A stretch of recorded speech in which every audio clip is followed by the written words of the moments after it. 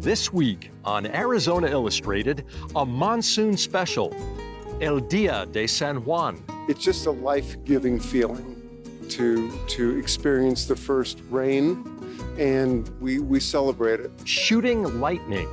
So I've been shooting lightning for 30 years, and it's like there's always something different. The flower and the Figeater. For a plant lover like myself, summer rains are just an incredibly special time because we get this diverse palette of plants that you don't see the rest of the year.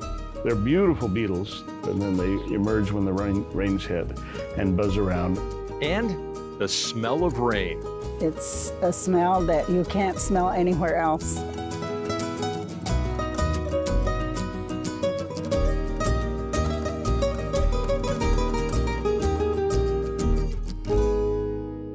Welcome to Arizona Illustrated. I'm Tom McNamara.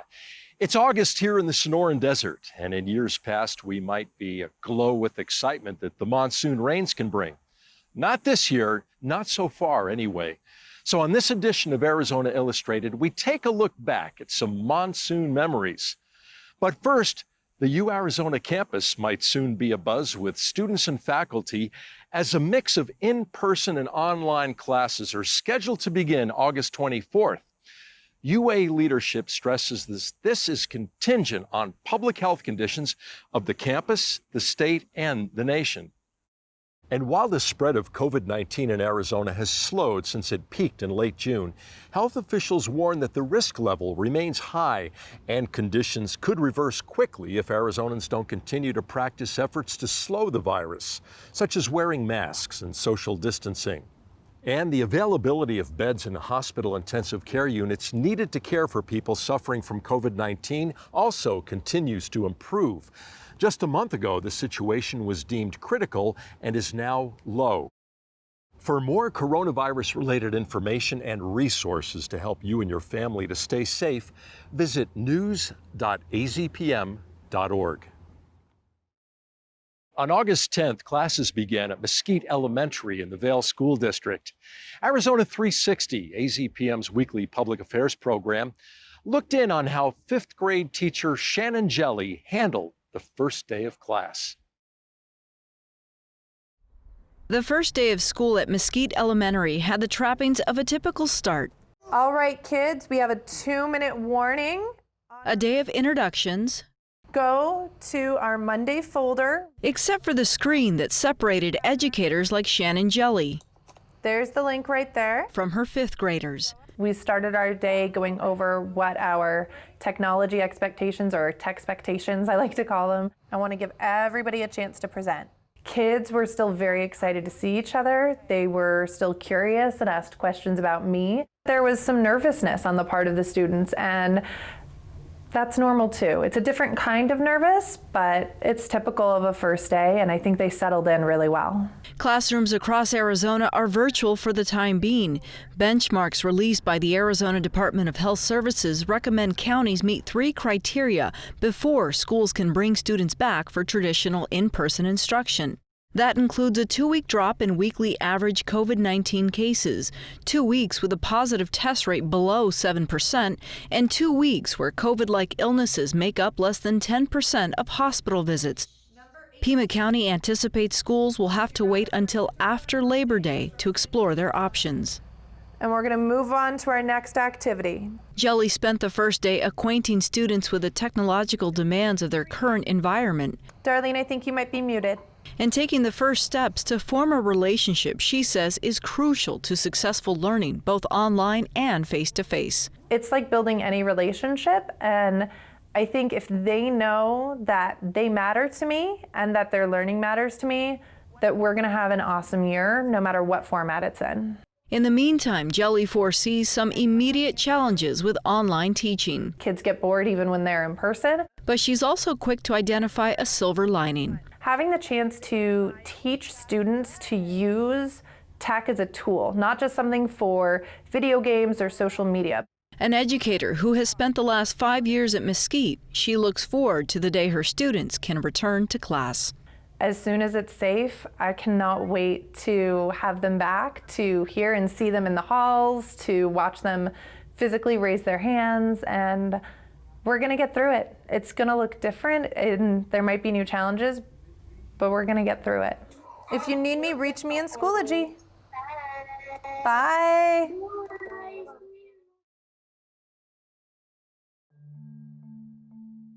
Okay, think back to a little more than 2 months ago.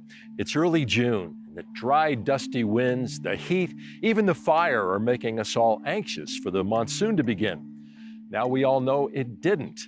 But June's heat gets so extreme that some pray for rain and have been doing so for decades.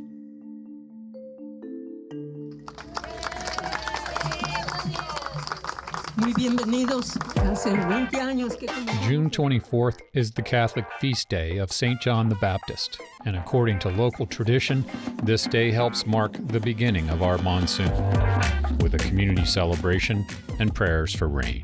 Con eso les quiero dar las gracias. Thank you so much for being here. We're really happy that this tradition is going to continue. Les seguimos. Muchísimas gracias. This is the 20th annual El Dia de San Juan festival at Mercado San Agustin on Tucson's west side. The celebration begins with a procession. Father Showery Nara from St. Augustine Cathedral in downtown Tucson offers his blessings. Give us grace and strength and accompany us today with your angels and saints. And with these processions, we may explore more and more your grace and your power and strength. This year, I think we should be walking on our knees, begging for rain, for the monsoons to come soon. Maribel Alvarez is a professor of anthropology at the University of Arizona. Summer rains are so much a part of the history and the cycle of life of the desert, the blessings of water that is so essential for sustaining life in an arid land, but a land that is also so generous and so wonderful to all of us.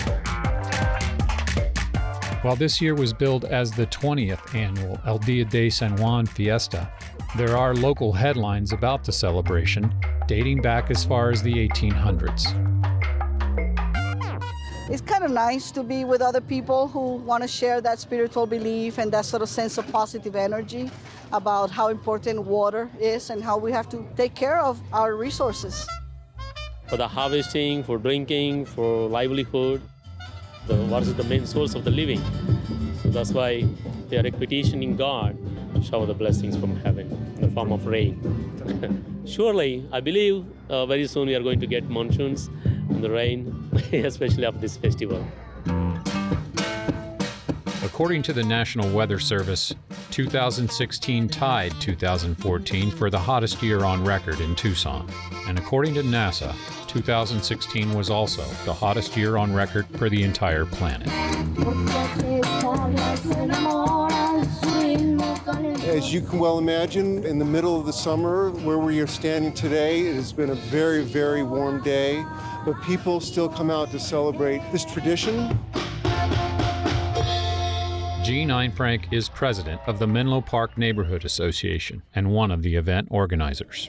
This is an event that is not easy to pull off because the first thing that comes to people's mind is it's going to be 110 degrees on June 24th. So in a way, that's sort of a showstopper. The Tohono O'odham people and the Mexican-American community have really taken heart to that tradition year after year, and sometimes it works. And the rain comes a little bit sooner. I hope so. We need it. Local celebrants are hopeful, but as each year passes, understandably concerned. Gotta have the rain, and I think every year we think it might not happen. But it always does, more or less.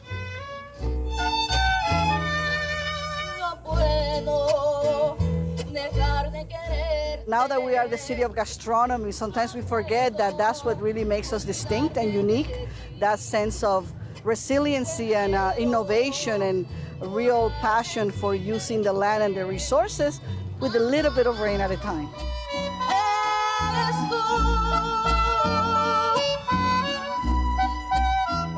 For me and for certainly all of my neighbors, it's just a life-giving feeling to experience the first rain, and we celebrate it.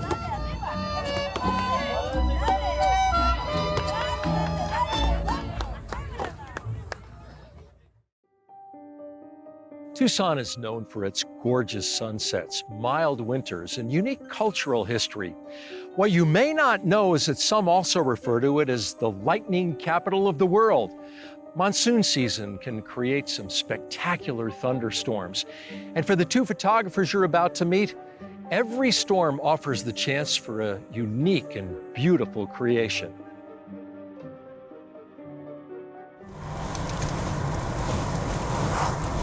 There's a bunch of good apps for weather and lightning and things like that, but it's also not as good as someone looking out and looking at clouds and driving.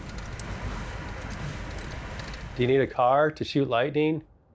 A car is a good idea. We're driving at a reasonable rate to see if we can get out to a place where there's clouds that are building, because it's ever elusive.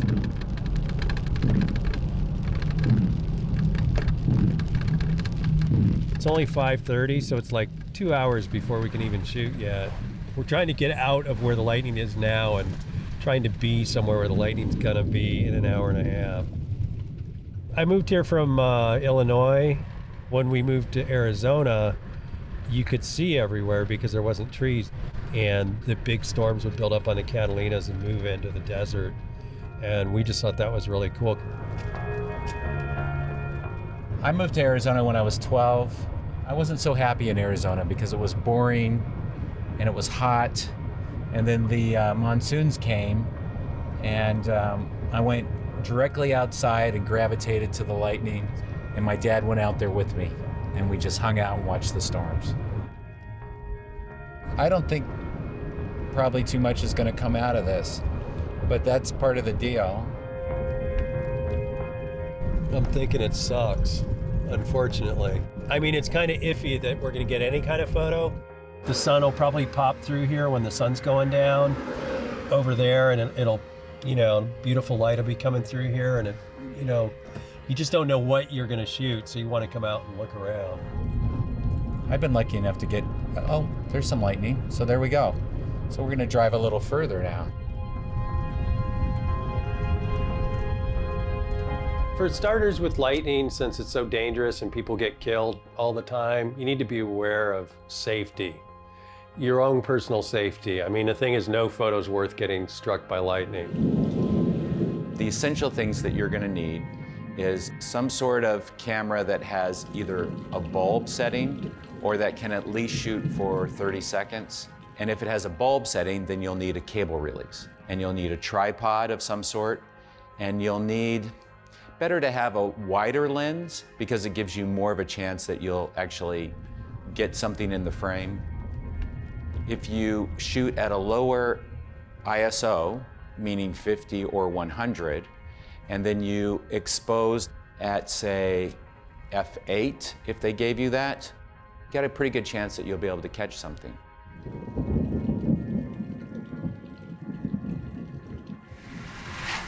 All your predictable parts, like how many tripods, what lenses do I shoot with, which cameras do I set up, do I shoot this on film, do I shoot it on digital, all that stuff is the variables that you control. I think it's a little too much rain.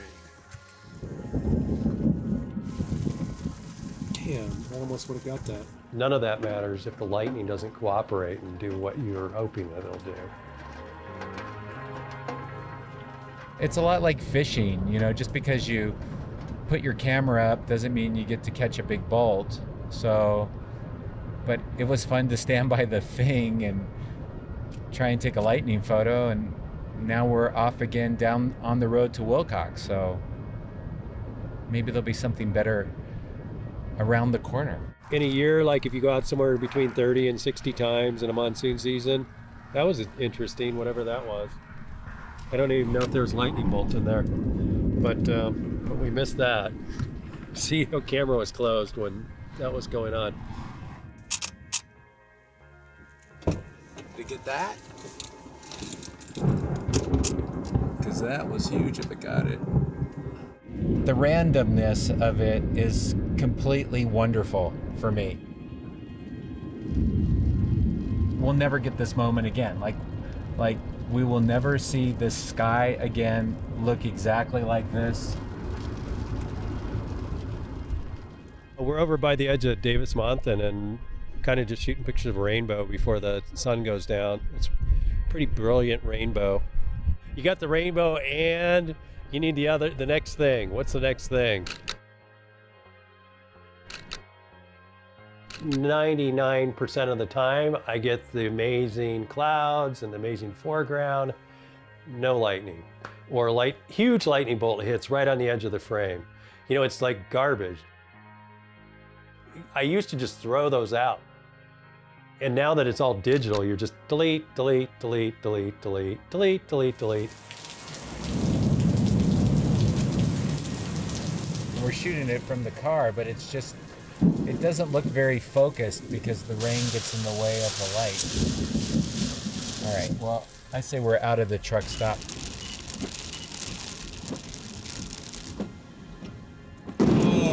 Oh, damn it, see?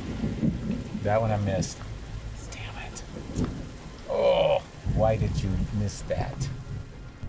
Show me a lightning. Show me the lightning. We've only seen 4 or 5 bolts. And it was like 80 in 15 minutes, like an hour and a half ago when we started. Where's the lightning? We getting 10, there's another one. We either got that one or missed it. Oh, I missed it. Missed it, damn. Oh, there's a lightning bolt. There's the iconic shot when you're there and you're set up on a tripod, but I'm taking also the shot that you're driving, there.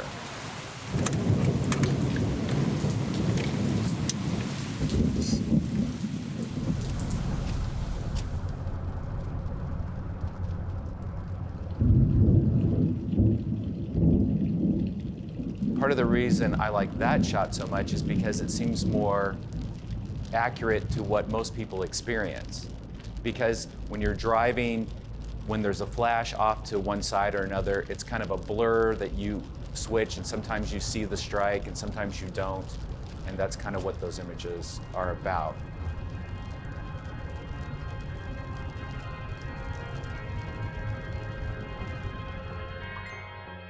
The thing that I like is it's a visual representation of energy. Energy controls so much in this world. Everything's fueled by energy. And it's just really interesting that lightning, kind of like paints a photograph of what energy looks like.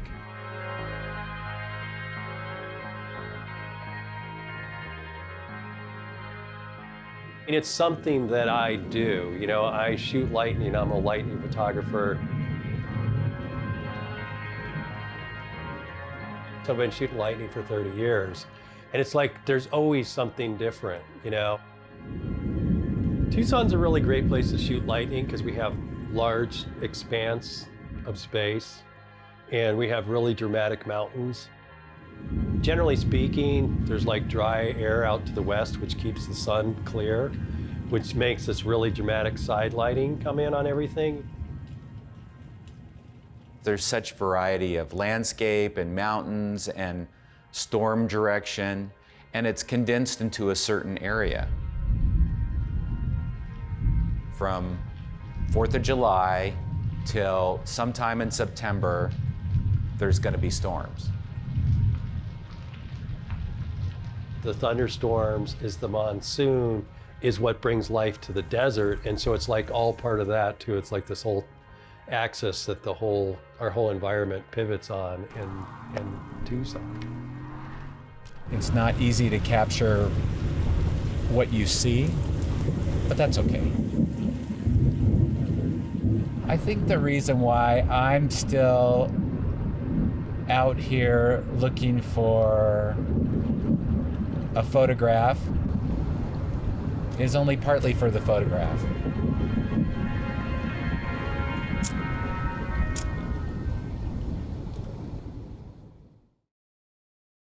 It's important to note that while monsoon-related lightning can be stunning, it can also be dangerous, so please be careful. The same storms that produce those gorgeous photographs can also spark wildfires, such as we saw with this summer's Bighorn fire. Now, we'll be exploring the causes, impact, and future of wildfires like the Bighorn on a special episode of Arizona Illustrated this November. On average, the summer monsoon in the Sonoran Desert accounts for about half of the region's annual rainfall, which is vital for the natural environment. High temperatures and precipitation can lead to an explosion of life, from plants and insects to birds and mammals. Here is the flower and the fig-eater.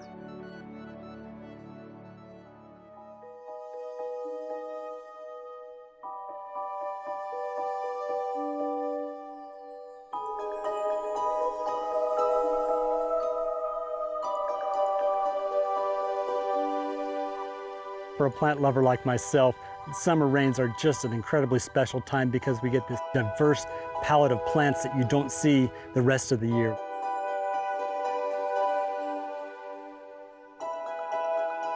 The Arizona summer poppy is one of the annuals people are seeing a lot of this summer.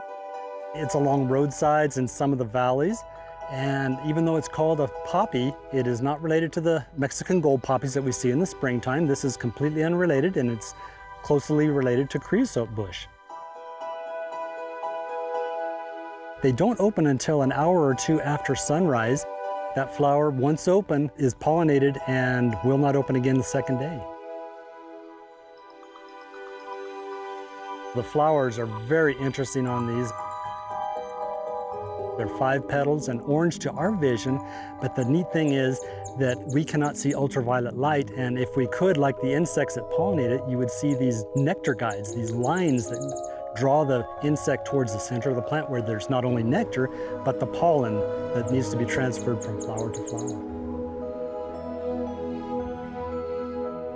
So the Arizona summer poppy has some pretty specific needs as far as where it's going to grow, and that's based on soil type and water availability. We often see them along roads because roads are just like umbrellas. They shed water off to the sides.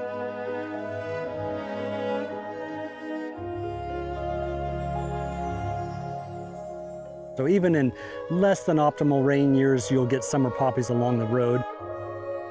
If the rains are really good, you'll get them way out into the desert. Just by indications of how many plants we're seeing, that tells us, without even checking the rain gauge, that this was a pretty good monsoon.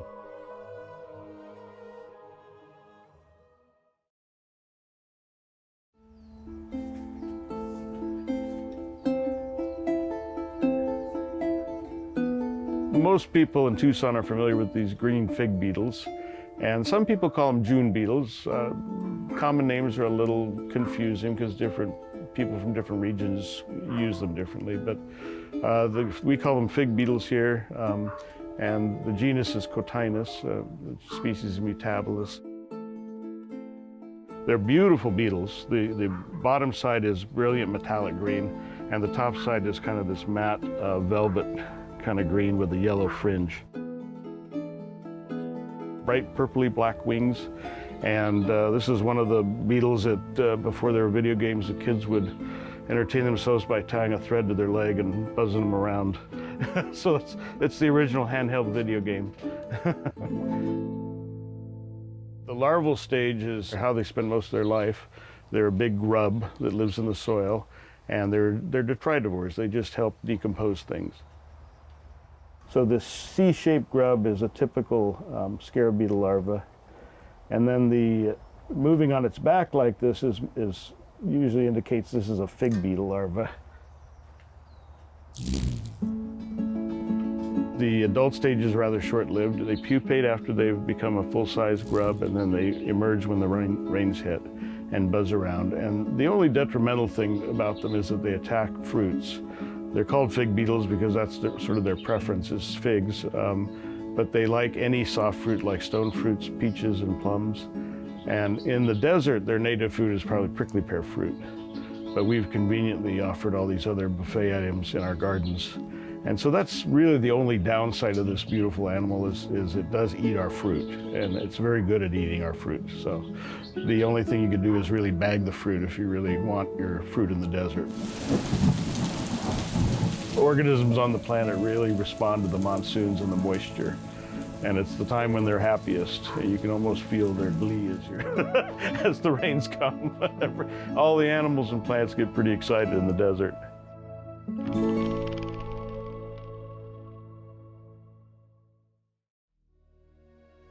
Of all the wonders brought to us by the monsoon, perhaps the most universally appreciated is the sweet, earthy scent that fills our lungs right after a downpour, the smell of rain.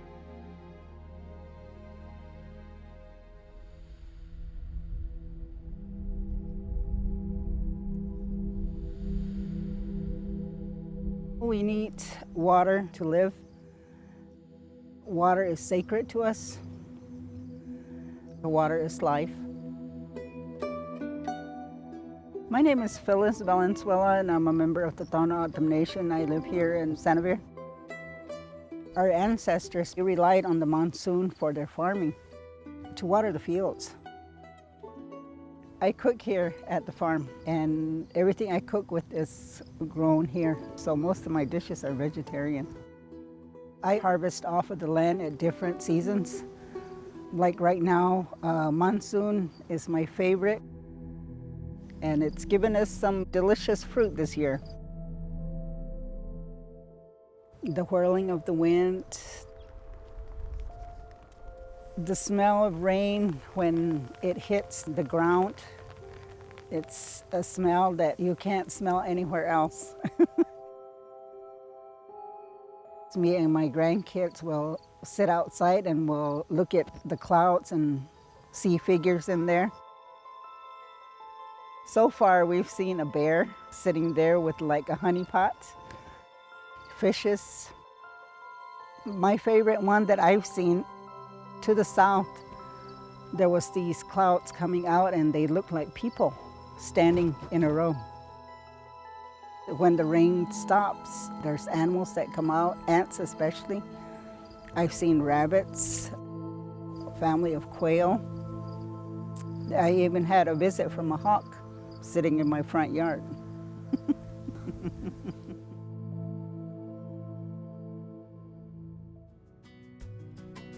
Thank you for joining us here on Arizona Illustrated. I'm Tom McNamara. Stay safe, and we'll see you next week.